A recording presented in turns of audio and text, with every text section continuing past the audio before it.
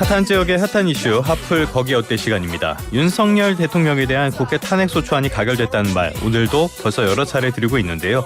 정치적인 불확실성 일부 해소되긴 했지만은 여전한 대출 규제로 인한 거래량 감소, 정부 주도의 공급 대책 빨간불이 켜질 수 있다 이런 우려도 겹치면서 부동산 시장은 불안해하는 그런 기류가 강합니다. 오늘은 김효선 NH농협 부동산 수석위원과 함께 안개 속의 부동산 시장 살펴보도록 하겠습니다. 위원님 나와 계십니까? 네, 안녕하세요. 네, 안녕하십니까 위원님. 오랜만에 뵙는데 이 탄핵안 그리고 계엄 상황 이후에는 처음 연결을 하게 되는 것 같습니다. 탄핵소추안이 지난주 토요일 날 가결이 됐는데 이 가결 소식 들으신 직후에 어떤 게 제일 걱정스러우셨나요? 네, 아무래도 모든 국민이 다 마음이 굉장히 무거우실 거라고 생각이 되는데요. 일단은 이런 정치적인 불확실성이 부동산의 특성상 가격에 당장 영향을 주기보다는 거래 절벽으로 이어질 수 있을 것 같다라는 생각이 1차적으로 들었고, 또 이런 정책적인 혼란이 이제 진행되고 있었던 공급의 지연이나 중단으로 확대되는 것이 아닐까. 뭐 이렇게 됐을 때는 장기간 수급 불균형이나 건설사 부실 문제 같은 것들, 또 지방 경제가 더욱 도태되는 문제로 확산될 수도 있어서 이런 부분이 가장 좀 염려가 됐습니다. 거래 절벽과 공급 불안 두 가지를 들어주셨는데 과거 상황도 한번 보긴 해야 될 것 같아요. 2016년 박근혜 전 대통령이 탄핵이 됐는데 당시의 부동산 시장 어떻게 반응했습니까? 네, 탄핵 국면이 2016년 10월부터 다음해 2월 정도까지 이어졌었는데요. 예. 당시에도 거래량이 먼저 영향을 줬습니다. 2016년 10월부터 11월까지 거래 건수가 좀 많이 줄어들었고 전체적으로 석 달 만에 거래량이 66% 감소가 됐었습니다. 예. 그렇지만 오히려 이제 2월에 탄핵이 인용이 되고 대통령 선거 그 사이 동안은 실거래가가 상승하는 움직임도 보였었거든요. 그래서 단기적으로는 거래량 하락 같은 것들이 이어졌지만 이제 오히려 결정이 되고 나서는 일부 지역들은 또 실거래가가 상승하는 문제들이 좀 혼재가 되는 그런 상황이었습니다. 알겠습니다. 그런데 우리는 앞서서 두 번의 탄핵 전국을 경험을 했었는데 노무현 대통령 탄핵 당시에는 큰 타격은 없었단 말이죠. 이렇게 두 가지 상황에서 뭐가 그렇게 결정적으로 달랐던 겁니까? 일단 노무현 그 당시에도 거래량을 일시적으로 감소는 했지만 시간이 지나면서 큰 변화는 없었거든요. 예.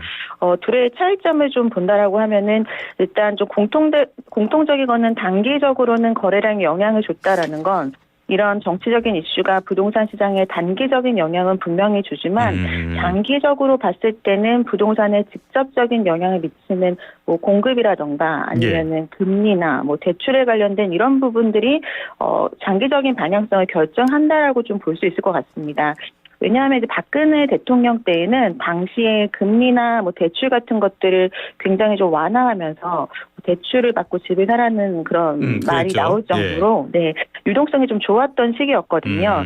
그러니까 오히려 정치적인 불확실성이 어느 정도 해결이 된 탄핵이 인용된 이후에는 지금이 매수 타이밍이 아니냐 이런 생각들이 좀 확산이 됐었습니다. 그래서 이런 그 장기적인 방향성은 이런 정치적인 이슈보다는 부동산 시장 자체에 영향을 미치는 요인들에 좀 더 주목을 해야 된다라는 그런 좀 교훈을 얻을 수 있을 것 같습니다.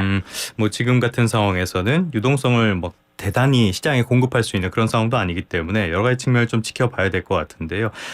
지금 같은 상황이 만약에 이어진다면은 8년 전의 부동산 시장과 같은 그런 거래 절벽 그리고 하락 장세 가능성 있다고 보십니까? 네, 일단 있다라고 볼 수 있습니다. 지금 그때와의 차이점은 당시에는 서울 수도권을 중심으로 가격이 상승세가 계속해서 이어지던 시기였거든요.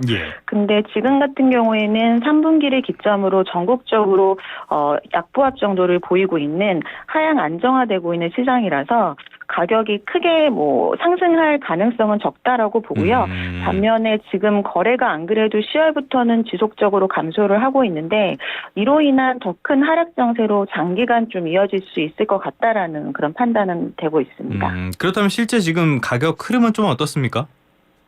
실제로 가격도 부동산 침체가 우려가 되고 있는 상황입니다.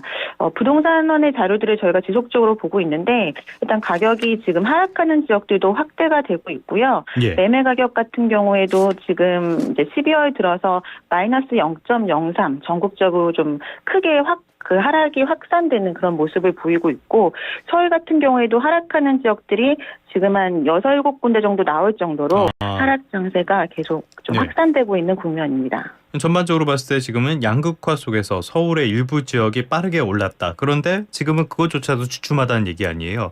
그러면은 이런 하락세, 서울 전역 내지는 뭐 수도권 전체 이렇게 퍼져나갈 가능성은 어떻게 보십니까? 있을 수 있다라고 보여집니다. 지금이 이제 탄핵 가결이 지금 통과가 된 시점이라서 예. 앞으로 좀 가야 할 길이 멀지 않습니까? 그래서 불확실성이 해결이 되려면은 적어도 두세 달 정도는 걸릴 거로 좀 예상이 되기 때문에 그 가운데서 시장 참여자들이 적극적으로 주택을 매입하기보다는 좀 지켜보면서 확실하게 뭐 저가 매물 같은 거 위주로 거래가 소폭될 가능성이 높습니다. 그렇게 되면은 지금 서울 외곽 지역이라던가 좀 올해 굉장히 많이 상승폭이 컸던 일부 지역들 위주로는 가격이 좀 하락이 되면서 이와 같은 침체가 좀 더 확산될 수 있는 그런 상황입니다. 이런 상황에서는 중저가 쪽, 이쪽이 가격 방어가 조금 더 잘 된다. 이렇게 봐도 되나요? 근데 지금 같은 경우는 그렇지도 않을 것 같은 게요. 예. 서울 외곽 지역이나 뭐 경기도 외곽 지역 이런 지역들도 매물이 계속해서 적체가 되고 있고 매물이 적체되면서도 거래되는 것들은 좀 우수한 입지보다는 저가 매물이나 좀 확실한 물건 위주로 거래가 되다 보니 장기적으로 가격이 하락을 좀 보이고 있는 상황이거든요. 예. 그래서 지금은 매물이 굉장히 많고 지속적으로 계속해서 증가하고 있는 상황이기 때문에 중저가 지역이 더 가격 방어가 잘 된다기보다는 오히려 지금 대출 비중이 좀 적은 뭐 강남권이 오히려 가격 방어가 더 될 가능성이 있다고 봅니다. 오히려 더 그쪽이 나을 것이다. 알겠습니다. 지금까지 말씀해 주셨던 두 가지 불안 요인, 거래 절벽과 공급 불안 가운데서 거래 절벽 부분을 주로 살펴봤고요. 이제는 공급 불안으로 가보겠습니다. 사실 최근까지 부동산 시장이 불안했던 그 요인 가운데 하나가 공급 부족에 대한 우려가 굉장히 컸던 이런 점을 꼽을 수가 있겠는데요. 그래서 윤석열 정부가 대규모 공급 정책 이런 걸 내놓고 했단 말이에요. 이런 주택 공급 확대 대책 계획대로 진행될 수 있겠습니까? 윤석열 정부가 지금 정권이 출범하면서부터 270만 가구 공급하겠다고 했고 예. 이후에도 계속적으로 좀 추가적인 물량이 늘어나면서 굉장히 대규모의 공급을 약속을 했었는데 사실 그게 지금까지도 입주나 인허가 같은 실질적인 공급으로 이어지는 건 극히 적었거든요. 예. 그런데 이렇게 좀 사업성이 안 나온다거나 하는 상황 속에서 정치적인 불확실성까지 나오다 보니까 더더군다나 공급은 더디될 수밖에 없는 상황이고요. 그리고 최근 88 주택 공급 대책에서는 뭐 도심 재개발 사업이라던가 1기 신도시, 뭐 3기 신도시 그렇죠. 같은 것들을 관련된 여러 가지 공급이 있었는데 이런 부분들도 법령이 아직까지 통과되지 않은 부분들도 있기 때문에 좀 더 지연될 가능성이 오히려 높아졌습니다. 사업별로 한번 살펴보면은 1기 신도시 최근에 선도지구 발표하면서 좀 속도를 내나 했는데 타격이 불가피해 보여요. 위원님은 어떻게 보십니까? 네, 1개 신도시도 이제 선도지구가 지정이 되면서 이제 막 속도를 내야 되는 상황인데 사실 좀 타격을 받을 수밖에 없는 상황입니다. 지금 노후계획도시 특별법 같은 경우에는 국회를 통과한 상황이긴 한데 이제부터 좀 갈 길이 멀거든요. 예, 지금부터 사업성을 맞춰보면서 조합과 지자체 간에 좀 면밀한 이런 소통이 필요한데 지금처럼 국회나 뭐 지자체가 정상적인 기능을 못하는 상황이기 때문에 아무래도 진행이 된다 하더라도 계획된 그런 이주나 입주 일정에 맞추지는 못할 가능성이 높아 보입니다. 27년 이주, 2030년 입주. 애초부터 조금 어려워 보였는데 사실상 네. 이거는 정말 물 건너갔다라고도 볼 수가 있을 것 같은데 이게 좀 씁쓸하기도 하고요.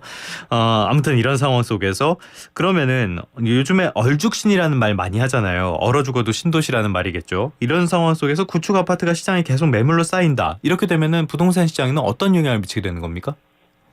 이렇게 되면 구축 아파트 같은 경우에는 이제 거주 목적에 정말 주택의 그 원래 목적을 하는 그런 가격을 보고 결정을 하는 그런 시장이 형성이 됨으로써 구축 아파트는 가격이 좀 실제 거래되는 가격보다 낮아야지 매입을 하는 그런 상황이 될 수 있을 것 같고 예. 이런 얼죽신에 해당되는 일부 아파트 같은 경우에는 그 가치를 보고 가격보다 더 좀 높게 평가받는 그런 프리미엄이 있는 이런 상황이 좀 더 오래 갈 거로 예상이 됩니다.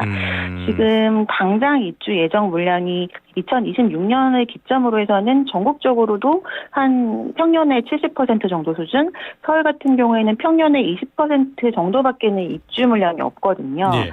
근데 이게 지금이나 뭐 내년 장기화됐을 때는 내년까지도 신규로 분양을 하는 물량이 거의 좀 적어진다라고 한다면 앞으로 또 4년, 5년, 6년까지도 갈 수 있는 상황이기 때문에 최근에 이제 입주하는 이 아파트들이 굉장히 오랫동안 신축 프리미엄을 좀 유지할 수 있는 아파트가 되기 때문에 입주 연한이 짧을수록 또 개중에 입지까지 좋아버리면 굉장히 큰 프리미엄을 얻을 수 있는 그런 상황이 됐습니다.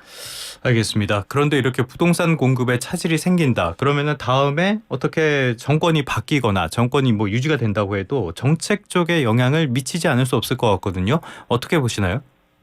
네, 정책적으로 당연히 영향이 있을 수밖에 없다라고 보여지고요. 특히나 최근에 그 국회에서 지금까지도 계류되고 있는 재건축에 관련된 법령이라던가 그리고 또 공시지가 현실화를 폐지하는 또 임대차 3법에 관련된 이런 것들은 사실상 거의 무산될 가능성이 높아 보이고요. 예. 정권이 뭐 바뀔지 안 바뀔지가 아직 뭐 확실한 건 아니긴 하지만 뭐 전반적인 정책이 좀 방향성이 변화가 되면서 지금 이제 공급에 관련된 것들도 민간보다는 공공 쪽에 좀 더 부각을 두거나 특히나 세금과 관련된 것들은 좀 더 강화될 수 있는 여지가 높아지고 내년에 금융 관련된 정책들도 더 강화가 될 게 이미 예정이 되어 있잖아요. 그래서 이런 상황에서 지금 정책적인 불확실성과 그 끝에 좀 더 규제를 한다라고 한다면 내년도는 올해보다도 거래하기가 좀 더 쉽지는 않은 상황이 될 수는 있습니다. 사실 근데 이런 상황이라고 해도 공급 자체는 원활하게 이루어져야 되는 거 아닌가라는 생각이 드는데 이게 공급이 제대로 안 되고 제동이 걸린다. 그러면은 문재인 정부 때나 윤석열 정부 때 최근의 모습처럼 다시 시장이 불안정해지는 이런 상황이 재발할 수 있는 거 아닙니까? 맞습니다. 이제 공급 부족이 사실 그 거의 팩트인 상황이긴 하기 때문에 예. 뭐 어떤 정당이 당권을 잡는다 하더라도 거기에 대한 이견은 없을 거로 보여지긴 하는데요. 그 방법에 있어서는 좀 달라질 수는 있을 것 같습니다. 지금 현재 정권에서는 뭐 재건축 관련된 것들을 대부분 다 완화하고 도심의 공급을 좀 많이 하는 이런 방향이었다라고 한다면 이게 다시 3기 신도시라던가 아니면 중저가 아파트 위주 공공주택들 특히 임대주택 관련된 위주로 변화될 수는 있기 때문에 똑같이 공급에 대한 그 확대되는 방향은 똑같겠지만 예. 그 방법이 조금 달라질 수 있을 것 같습니다. 공공이나 임대주택 말씀을 해주셨는데 이게 실제로 공급 측면에서 어떤 불안감을 덜어주는 그런 대안이 될 수 있을까요? 사실 지금 우리나라 국민들 같은 경우에는 여전히 자가를 소유해야지만 주거에 대한 안정감을 갖는 경향이 좀 짙긴 하잖아요. 예. 그래서 사실 지금 상황에서는 임대주택을 아무리 좀 많이 공급을 한다 하더라도 내 집을 이제 남들이 다 원하는 그런 입지에 갖고 싶은 것들을 최종 목적으로 하다 보니까 이거를 이제 주거 안정을 좀 해결하기보다는 좀 들렸다 갈 수 있는 이런 주택들을 늘리는 정도로 봐야 될 것 같고요. 공공주택이 많이 이렇게 다시 좀 방향성이 바뀌어서 국가에서 임대주택을 많이 공급한다라고 방향성을 선회한다고 하면 기존에 있던 민간주택들을 거래하려는 수요가 좀 더 많아질 수 있을 것 같습니다. 알겠습니다. 그렇기 때문에 공공정책, 이런 주택 공급 정책 자체에는 브레이크가 걸리지 않고 꾸준히 추진이 돼야 되지 않을까 그런 생각을 해보겠습니다. 끝으로 이 연말 연초에 부동산 거래를 계획하고 계셨던 분들 분명히 있을 것 같은데요. 실수요자분들 중심으로 조언을 해주신다면 어떤 말씀을 해주시겠습니까? 최근에 3분기에 또 주택시장 과열을 겪고 지금 같은 관망세 때 매입을 하려고 기다리셨던 분들이 많으셨는데 지금 이런 정치적인 이슈 때문에 속수무책인 상황이 될 수 있는 경우들이 좀 많이 있습니다. 그래서 이럴 때는 사실 급하게 뭔가를 결정하기보다는 우리가 할 수 있는 게 많지 않기 때문에 지금 이제 각자가 갖고 있는 그 매입 자금이라던가 컨디션을 좀 체크를 하면서 여러 가지 상황에 좀 대비를 해서 내가 할 수 있는 그 선택지가 어떤 건지를 좀 차근차근 판단을 하셔서 하나씩 좀 풀어나가는 그런 상황이 됐어요. 그래서 좀 신중하게 판단을 하라고 말씀을 드리고 싶습니다. 실수요자들은 좀 신중하게 판단을 해라. 만약에 투자자들에게 조언을 한다면 그건 어떻게 말씀하실 건가요? 투자자들은 아마도 이제 탄핵이 인용이 되거나 뭐 했을 때 그때 굉장히 급하게 움직일 수 있거든요. 특히나 최근에 그 탄핵 정권을 우리가 기억을 굉장히 뚜렷이 할 정도로 짧은 시간 안에 또다시 그렇죠. 이렇게 됐기 때문에 당시의 상황이 어땠는지도 많이들 학습을 하실 테고 결정이 되면은 주택 매입을 또 하는 수요가 굉장히 늘어날 수 있거든요. 근데 그 당시와 지금의 차이점은 금융 규제에 있어서 명확하게 차이가 있습니다. 아, 네네. 지금은 과거처럼 사고 싶다고 해서 무작정 계속해서 주택을 살 수는 없는 시대고 또 그렇게 주택 수를 늘렸다가는 나중에 거래세나 보유세 폭탄을 맞을 수도 있기 때문에 투자 목적으로 주택을 산다 하더라도 갖고 있는 자금력을 충분히 체크하시고 DSR에서 벗어나지 않는 범위 안에서 그냥 내 집 마련 목적으로서만 좀 보는 방향을 갖는 게 더 좋을 거라고 생각합니다. 알겠습니다. 신중하고 내 집 마련이 우선시돼야 되는 그런 시장이 아닌가 싶습니다. 지금까지 김효선 NH농협 부동산 수석위원과 함께 부동산 시장의 다양한 이슈들 살펴봤습니다. 오늘 말씀 고맙습니다. 감사합니다.